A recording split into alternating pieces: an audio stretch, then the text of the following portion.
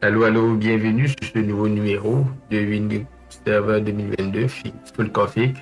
Nous allons travailler aujourd'hui sur la configuration du serveur NTP et également nous allons travailler sur la configuration du SSH. Alors, c'est quoi un serveur NTP? Le serveur NTP, c'est lui qui va nous permettre de définir un serveur sur notre réseau local qui va être le fournisseur d'horloge.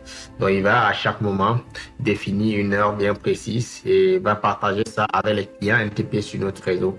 Alors, le serveur NTP, lui, va prendre il peut tirer il peut s'inspirer de l'heure que vous aurez définie manuellement. Donc, qui va être sauvegardé dans le CMOS à l'aide du CMOS, de l'appli du CMOS, ou bien il pourra tirer son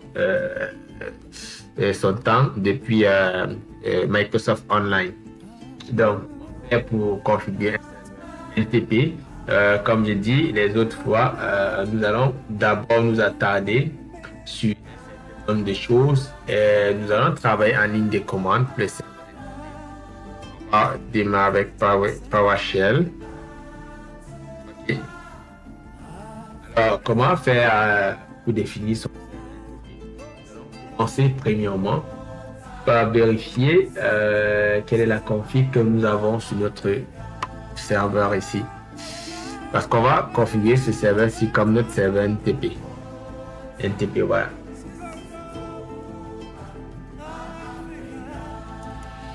Donc, on va faire le get.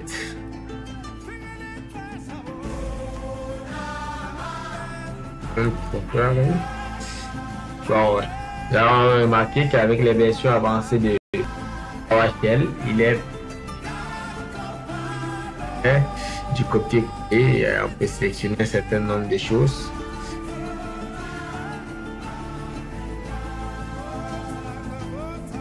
Donc, get item property. Bon, je préférais copier cette commande parce que c'est pas une commande que je retiens facilement. Provider, voici ça. Donc, on va essayer de produire celui-ci.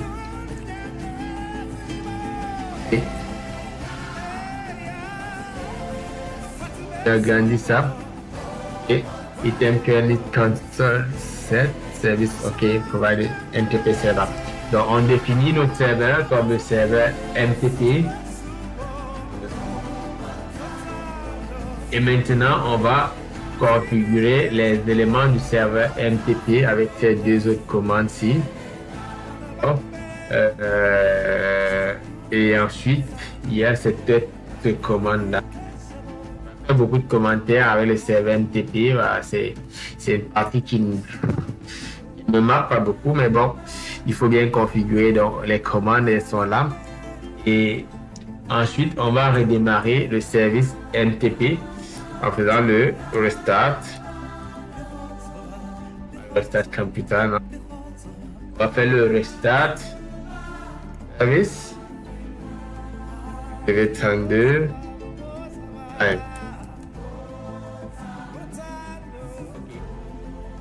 Tout se passe bien.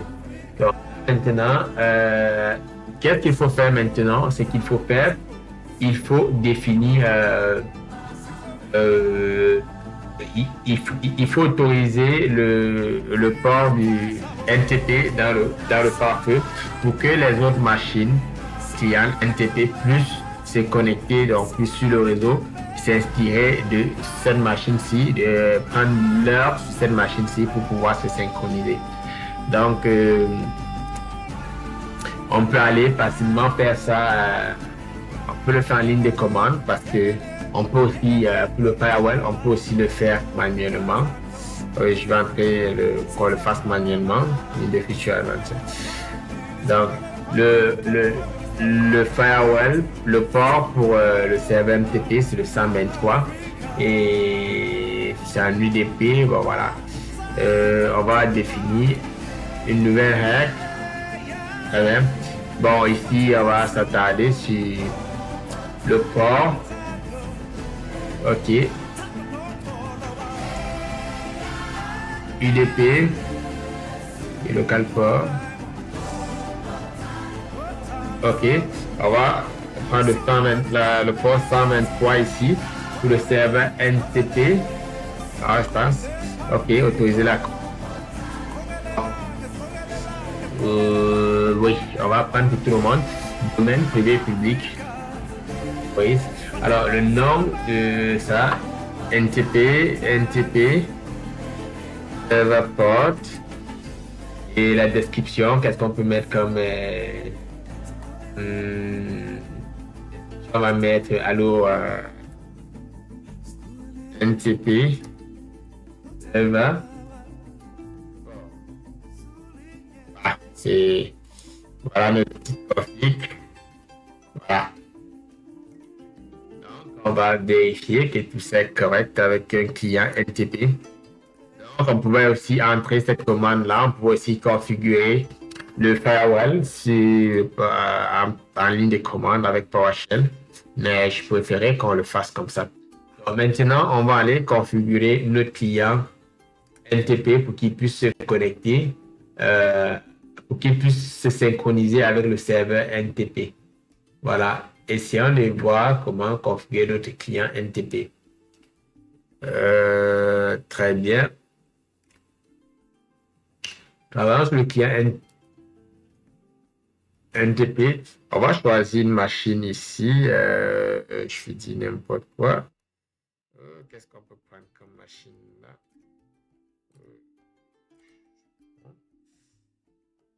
Qui n'est pas configuré là?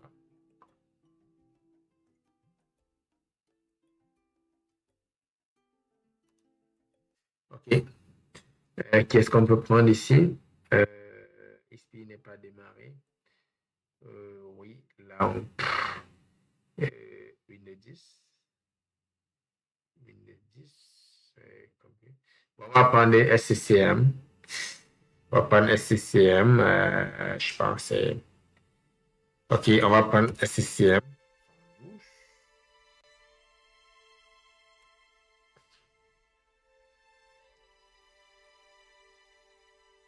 Alors, ici, l'idée, c'est de montrer comment est-ce que le serveur SCCM, le serveur NTP fonctionne.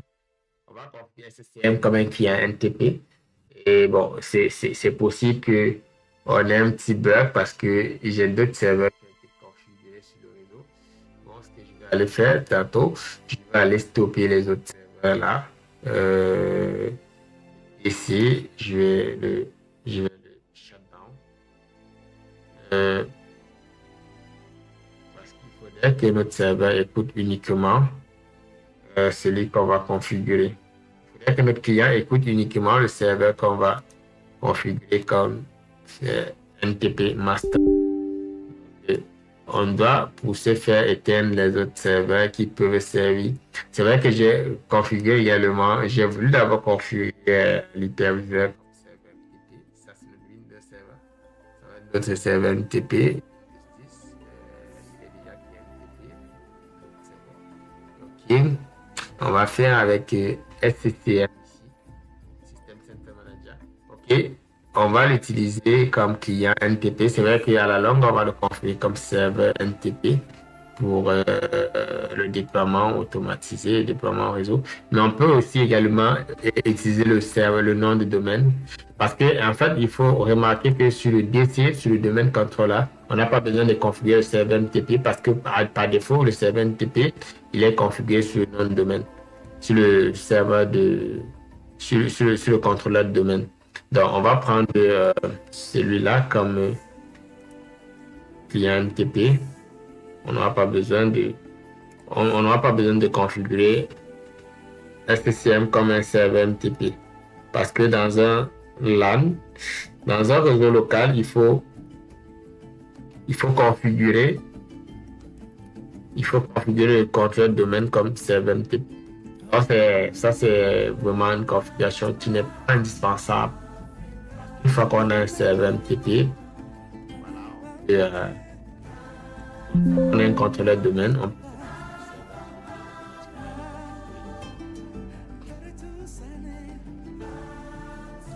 ne passe pas. Je pense qu'on va s'attarder avec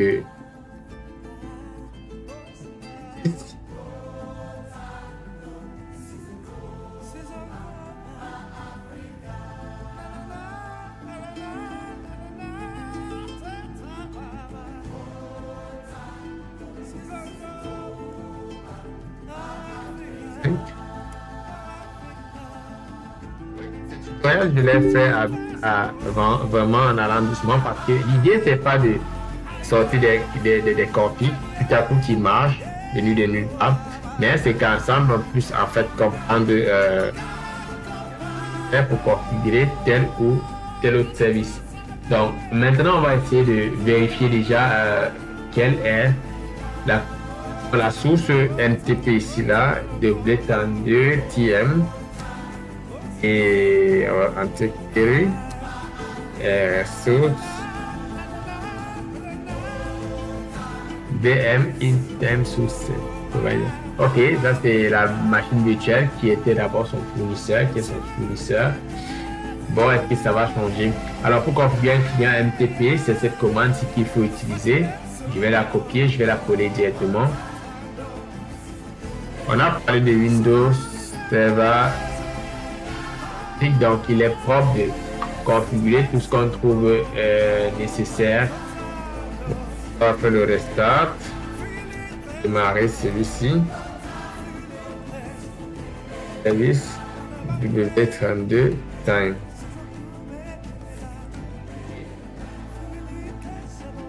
On va demander de faire une synchronisation W32 TM 5.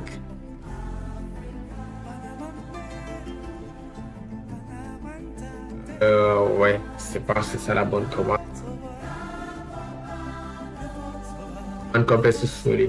Et c'est bon. Maintenant, on va vérifier le statut du W32. Ok, TM. Query. Statut. Très bien. Là, on a. Ok. Source. Item. Time provider. Alors, on a également une source. Il prend ça et il prend il utilise comme serveur MTP la machine virtuelle. Voilà, c'est pas du coup évident de voir parce que cette configuration était déjà faite sur ce client. Donc, c'est certainement pas sur l'ancienne machine virtuelle, mais c'est sur la nouvelle machine virtuelle parce que l'autre elle est éteinte. Donc voilà ce qu'il y a lieu de faire pour configurer le serveur MTP.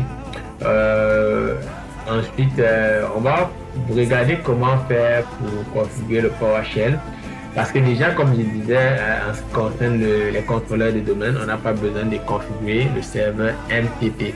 Donc, si on revient, par exemple, sur notre machine virtuelle ici, là, on va regarder elle est où notre machine virtuelle. Donc, si on regarde quelle est sa source de MTP, elle va dire qu'elle est elle-même, qu'il est lui-même fournisseur de MTP. Donc,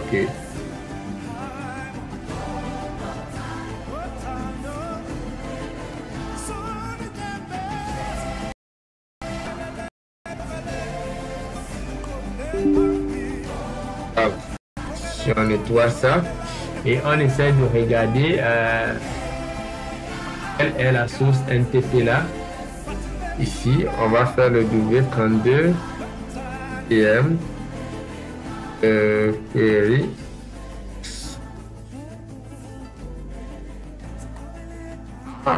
Oh oui, lui n'a pas marqué qu'il est fournisseur, qu'il est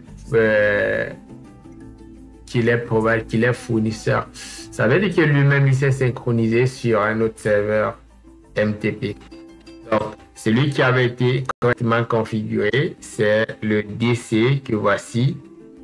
Je vais me connecter dessus. Donc, je vais revenir une fois que c'est connecté. Très bien, là, on est sur le DC, celui qui avait été configuré comme fournisseur MTP, comme serveur NTP. Il faut toujours s'assurer que les services sont démarrés. Très bien. Donc, on va revenir là dans le PowerShell. On va vérifier quel est son fournisseur. Qui est son fournisseur de temps? TM, query, source.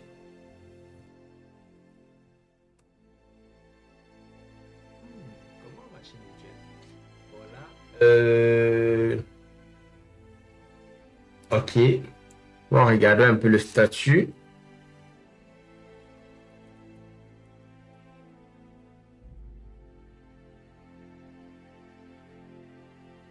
Ok. Donc, tout est en train de prendre leur lot, tout est en train de se synchroniser sur l'hyperviseur. Bon, là, c'est pas mauvais, mais bon. Ça a un peu perturbé, ça perturbe un peu ce tuto, cette phase, cette première partie de ce tuto, parce que l'idée, c'était de vous montrer comment est-ce qu'on peut faire un serveur MTP. Mais là, ok, lui, il prend son horloge de local CMOS clock. Donc, tantôt, j'ai essayé de le configurer comme serveur MTP. Bon, voilà, c'est qu'il en sort. Donc, nous allons aller rapidement faire la configuration du SSH. Nous allons faire la configuration du SSH sur Windows Server 2022, sur notre config, qui c'est celui-ci. Il faut remarquer que nous avons beaucoup de machines virtuelles là, donc c'est pas toujours évident. Alors, comment faire pour configurer son SSH? De prime abord, nous allons faire la configuration du serveur SSH et du client, mais nous n'allons pas faire la configuration de la clé partagée parce que c'est assez, moi je la trouve assez chiant. Pour ce tutoriel, vous allez m'excuser, mais on va plutôt faire, j'ai une petite astuce. On va faire, qu'est-ce qu'on a fait? Si vous voulez que quelqu'un ne prenne pas déjà, n'usurpe pas déjà votre identité pour se connecter, c'est que nous avons dit la dernière fois, c'est qu'on peut changer le nom de l'admin. Donc, sur ce serveur, je ne l'ai pas changé. Bon, on va voir get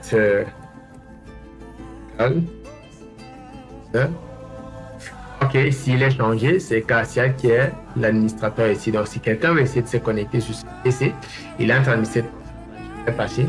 Donc, une deuxième chose maintenant, c'est qu'on va faire, on va installer le serveur SSH. Une des commandes, on pouvait l'installer aussi avec ceci AP et un future. Donc, on va plutôt l'installer à optional feature. On va plutôt l'installer avec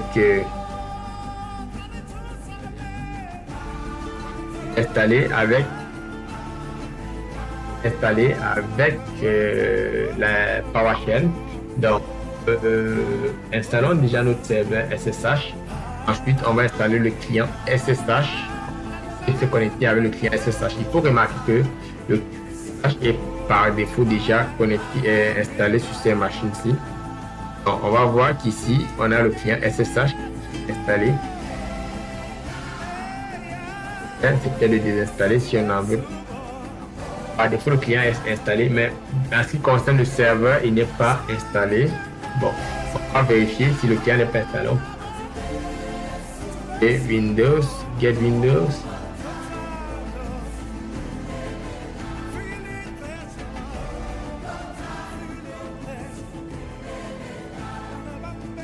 C'est bon avec ces outils, c'est vraiment rapide parce qu'on peut tabuler pour donner les systèmes, les commandes. Mais également, c'est un problème parce que tantôt, ça ne donne pas forcément la commande.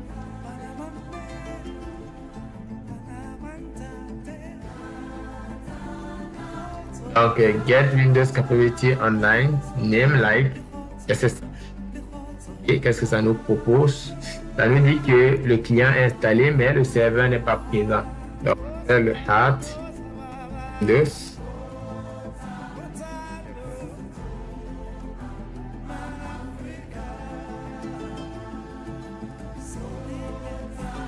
Ability. Name. Open.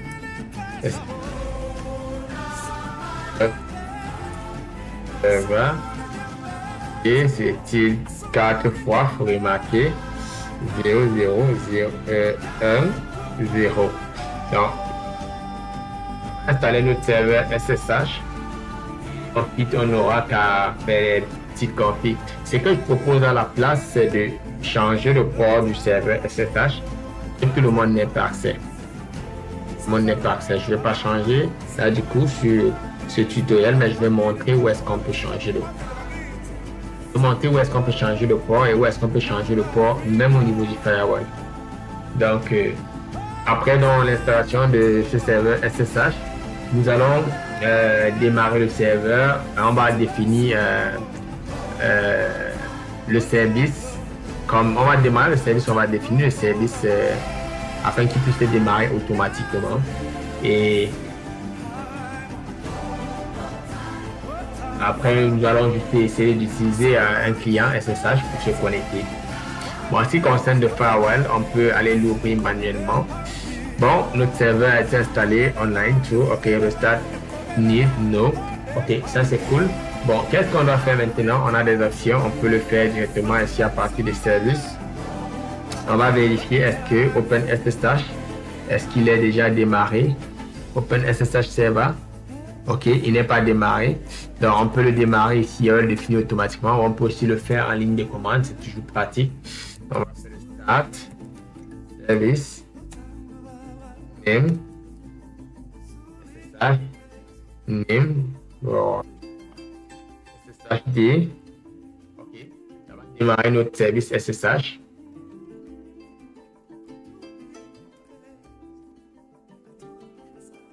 OK, on va réessayer ça. Très bien, ça a démarré. Maintenant, on va voir comment le définir automatiquement qu'il démarre. Service, name, SSHD. Une code ou deux codes, ça dépend de vous.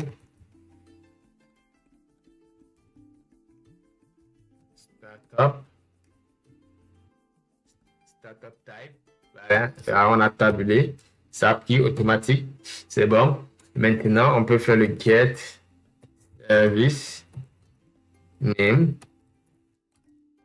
SSHD pour voir quel est le statut du service. Select. Il faut remarquer que les commandes avec PowerShell sont assez pratiques et très ressemblantes avec par ressemblance, ça se rapproche quand même du bash. Donc, quelqu'un qui s'en sort bien avec les lignes de commande sur Linux pourrait bien interpréter comprendre les lignes de commande aussi sur PowerShell. Il faut juste s'y mettre. Avec le temps, ça va venir. C'est ce que moi aussi, j'essaie de faire. On a dans notre serveur SSH qui est bien en train de marcher. Il est automatique. On peut revenir ici. On regarde. Voilà, il est démarré. On peut vérifier les propriétés. Il est automatique. Donc, ça c'est très bien synchronisé. Ça, c'est pratique. Maintenant, au niveau du firewall, on va aller regarder est-ce qu'il y a le firewall, est-ce qu'il est démarré? Est-ce qu'on a SSH ici? Non. Est-ce qu'on a OpenSSH? On n'a pas SSH. Je pense pas. Donc, ce qu'on va faire, c'est une nouvelle règle.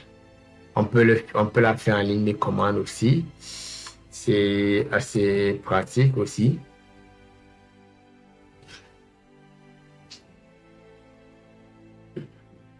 Pardon. Excusez. On va faire new net firewall. Ok, on peut tabuler pour terminer les commandes. Name. On va appeler ça SSH. Très bien. Faut oublier le. Ah, c'est pas le tilt. C'est pas sur le tilt. On va faire le display. Display name, c'est. Display name, on va appeler ça quoi? Display name, on va tout l'appeler SSH. Voilà la ligne, on va faire description. On va appeler allo SSH, ouais. SSH. Okay. Après, on va aller à profil. Il y a des trucs que j'ai oubliés là tantôt.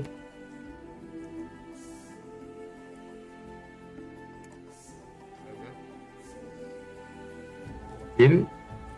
Et profil, on va appeler any. Très bien. Et ensuite, on va aller à direction. On va le mettre en entrée. Action inbound. Et mon anglais n'est pas parfait. Et après, on va prendre l'action. On va mettre allô. OK. Maintenant, protocole. Protocole, on va prendre le TCP. Le TCP, un programme. On va prendre any. Local address. Local address. On va mettre également any. Tout le monde pourra se connecter là. Et remote. Remote address. On va également mettre any ici. Et local. D'accord. On va mettre, pour le moment, on va définir à 22. Mais comme je l'ai dit tantôt, on peut changer le port local. Le mode fort. Le mode fort, on va le mettre à any également. Donc voilà, notre firewall est bien configuré. Il y a un problème au niveau des names. Ah, ok. Et au niveau du nom, il y a un problème. On va changer le name. On va plutôt mettre, il y a un E qui... Eh bien, le firewall est bien configuré. Maintenant, ce qu'on a à faire, c'est juste d'aller configurer. On n'a pas besoin de faire une config pour le client SSH. Que ce soit sur Linux ou bien sur Windows, on peut juste se connecter là. C'est assez conventionnel, c'est pratique. Donc, on voit bien que notre firewall est autorisé bien les connexions SSH. Donc, on va retenir ici, on est sur ipconfig, on est sur la .2.200. Donc, ce qu'on va aller faire, on va essayer de se connecter avec notre machine locale que voici. Donc, on va faire un clé. On va faire le SSH. Là-bas, il s'appelle quoi? C'est Partial administrateur 192.168.2.200. On peut préciser le port si on veut, ou bien on peut ne pas le préciser. Are you sure you want to continue? Connect? Yes. Et please type yes. OK. Et on a qu'à entrer notre mot de passe. OK, tout se passe bien. On peut donc vérifier qu'on est désormais IP connecté sur notre... Voilà. On a la pointe 200. On est bien connecté sur notre serveur.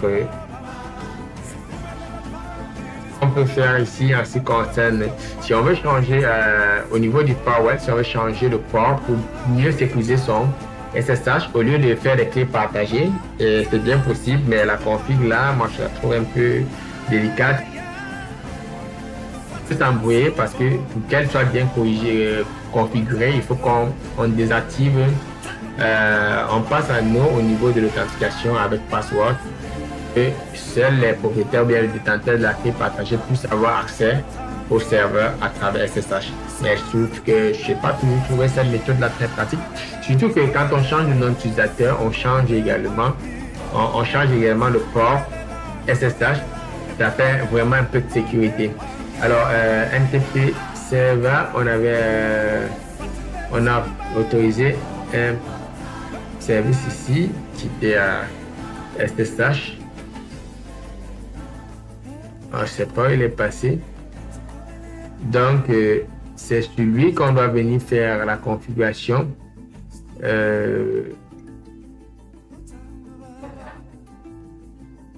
OK, il est là.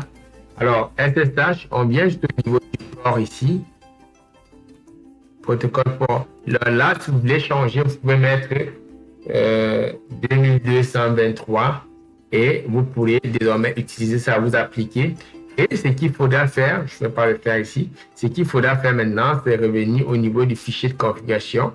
À ce niveau, il faut déjà au niveau autoriser les, voilà, démontrer les fichiers cachés. On va aller dans Programme Data, on va entrer dans SSH et c'est ce fichier, ce qu'il faut éditer pour changer le numéro de port de connexion de SSH.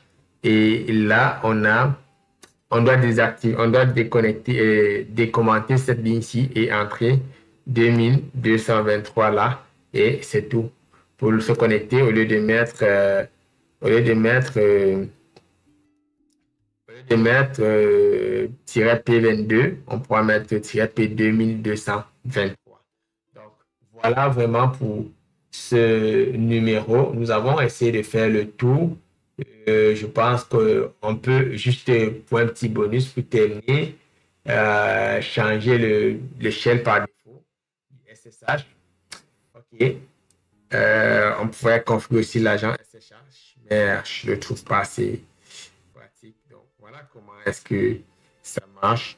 Donc, essayons de... On est sur notre serveur, c'est bon. Donc, on va revenir sur la console ici. On connecte avec le client. Très bien. Partial, WinServer. OK. On peut encore... On peut encore vérifier. Très bien. Donc, on peut nettoyer ça. Ah, on n'est pas à PowerShell. OK. Bon, là, qu'est-ce qu'on fait pour changer? Il faut, on va faire le get command. PowerShell. OK. Voilà. C'est belle. On va le mettre à automatique. Alors, auto styles. On va faire le wrap. OK.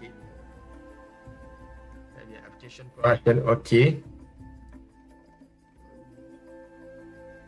Voilà, là, on a confirmé le chemin d'accès pour la commande PowerShell.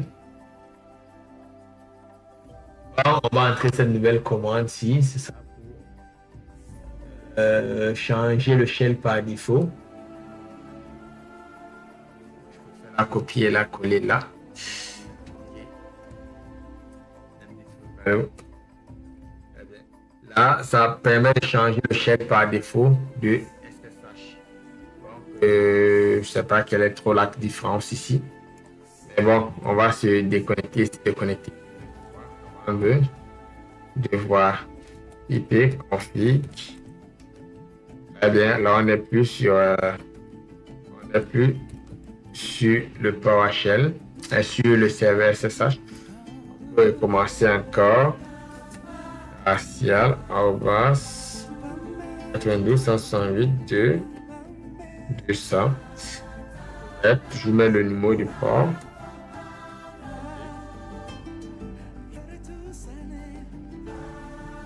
On va comparer là, password.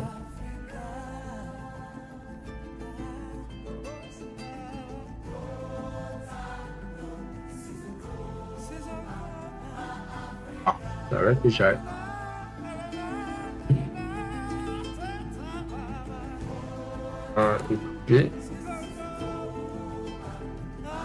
C'est bon, ça fait. Donc, nous voilà. Notre PowerShell, ouais, je pense que là, ça nous demande plus automatiquement changer un peu l'interface quand on revient. Il n'y a plus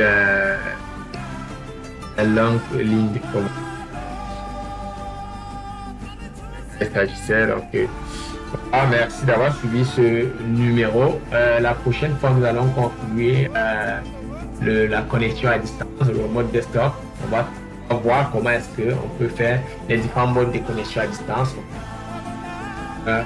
Le mode aller avec le client, le mode desktop. Ensuite, on va faire installer une session configurer une licence serveur, créer une session de collection, publier les applications et connecter aux applications à distance, se connecter aux applications à distance. Après, nous allons travailler sur les serveurs DNS et DHCP, sur le stockage, sur la virtualisation, sur les serveurs FTP, sur les bases de données, sur le serveur de fichiers, sur les serveurs de messagerie, sur le système de management et bien d'autres choses. Et enfin, de cette série-ci, nous allons travailler sur comment configurer promouvoir un serveur en contrôleur de domaine, installer le rôle de promouvoir contrôleur de domaine et connecter des ordinateurs à ce domaine. En fin de compte, nous allons déployer sur notre réseau local avec domaine un système center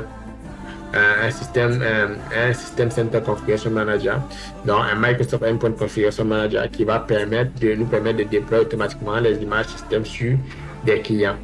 Merci d'avoir suivi et à la prochaine vidéo.